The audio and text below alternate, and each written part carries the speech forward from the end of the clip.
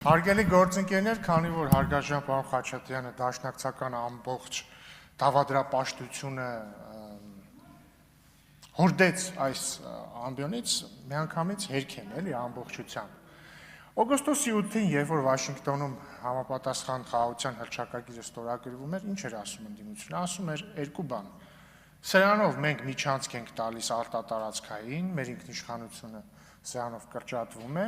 եւ մեկը նույնիսկ այդ դեպքում չի բացվելու մեզ համար ոչինչ, մենք մնալու ենք ապաշրջափակման մեջ։ Անցավ մի քանի ամիս, երկու պնդումներն են հերքվեցին։ Սկսեմ առաջին պնդումից։ Հիմնականում կար 3 պնդում, 3 մտահոգություն եւ չարամիտ շրջանակների մոտ եւ բարեմիտ եւ ազնիվ շրջանակների մոտ։ Որոնք են այդ 3 մտահոգությունները։ Մտահոգություն անվտանգության վերաբերյալ, այսինքն արդյոք Հայաստանի ամբողջ տարածքում եւ հատկապես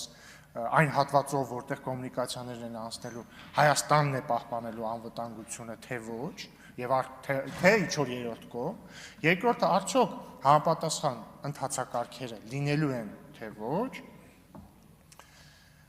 եւ երրորդը եւի չկար, այս երկուսը։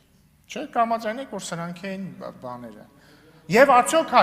հայ սահմանապահները լինելու են սահմանին, թե ոչ։ Այս 3 հարցերն են։ Փետրվարի 14-ին հրապարակվեց հայտարարություն փաստաթուղթ Արադ Միրզոյանի եւ իր հունվարի Արադ Միրզոյանի եւ իր ամերիկացի պաշտոնակցի հանդիպման արդյունքներում,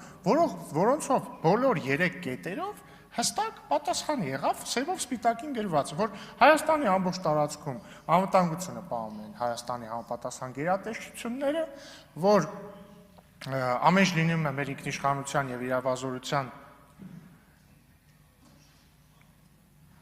ներքո, որ համապատասխան մաքսային եւ սահմանային ընթացակարգերը լինելու են, որ հայ սահմանապահներն էլ ֆիզիկական ներկայություն են ունենալու բոլոր սահմանային եւ մաքսային համապատասխան կետերով։ Այսինքն հրապարակվեց փաստաթուղթ այն մասին, որ չի լինելու արտատարածքային միջանցք, լինելու է ճանապարհ, ինչը մենք ուզում ենք։ Հաջորդը օգոստոսի 8-ին մեր ընդդիմադիրները պնդում էին, որ ոչ մի ապաշրջափակում չի լինելու եւ Հայաստանը շարունակելու է մնալ շրջափակման մեջ։ Արդյունքում ինչ եղավ, Հայաստանը մասնակիորեն ապաշրջափակվեց նույնիսկ թրիփի իրագործումից առաջ, որովհետեւ ես ձեզ ուզում եմ հիշեցնել, որ մենք արդեն մի քանի ամիս ապրում ենք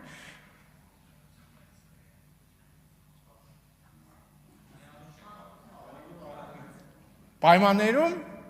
ինչու եմ ես պարբերաբար դադարեցնում ելույթ ունենալիս, որտեղ մեր գործընկերները հեռախոսով բան են լսում։